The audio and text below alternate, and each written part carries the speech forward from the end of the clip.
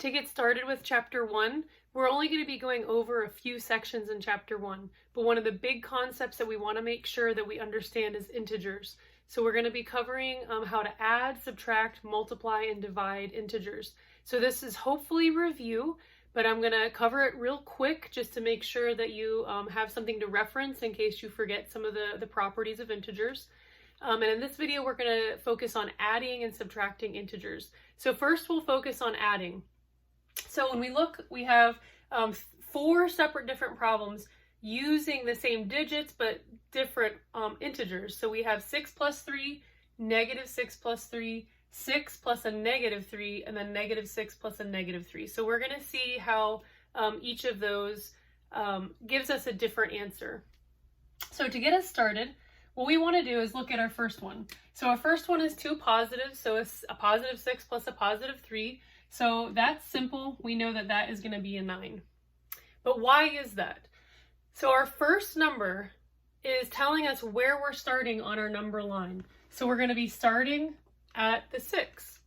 The plus sign says that we're going to be moving towards the right. So if we move towards the right on the number line, the second number tells us how far to the right or how many spaces to the right we're going to move. So 1, 2, 3. And that gets us to our positive 9. So keeping that concept in mind, let's look at our next problems. So this is a negative 6. So that means we're going to start at our negative 6, and the plus sign says we're going to be moving to the right, and we're going to be moving 3 spaces to the right. So 1, 2, 3. And that brings us to a negative 3. At our third one, we start at a positive 6. So we're starting at our positive 6 again. And now we have a plus sign, but it's a negative 3. So this negative kind of cancels out that positive sign and makes it 6 minus 3. So just remember, anytime we see a minus sign, it means we're changing. So in this sense, we're changing direction. This plus sign says we're going to the right, but now we have this negative 3, so that says, nope, we're changing direction and we're coming back to the left on the number line.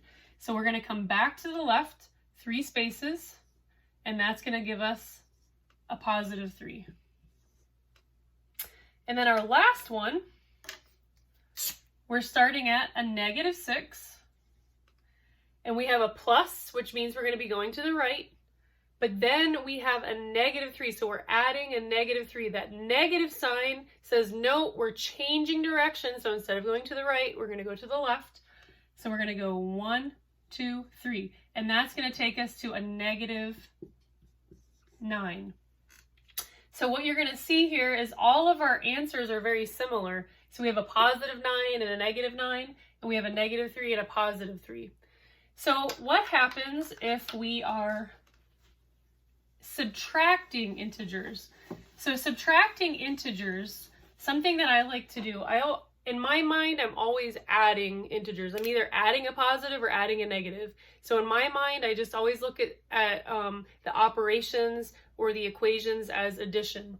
But sometimes we're going to see something like this. 6 minus a negative 3.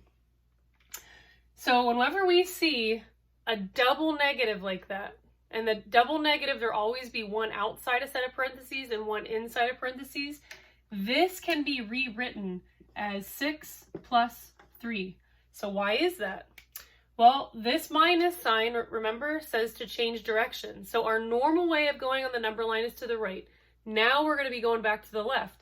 But now we have a second negative sign, and the second negative sign says to change direction again. So we're having a double change. So change from left to right to left, and then change from left to right again. So we're going to end up going the direction that we came. So a double negative always equals a positive whenever you're subtracting integers. So that's one rule that you want to remember, is just, and we'll delve into that just a little bit more in the next video when we learn about multiplying integers. Okay? So, but just remember that we have a double change. So the double change just means we're going to end up going in the original direction of going to the right.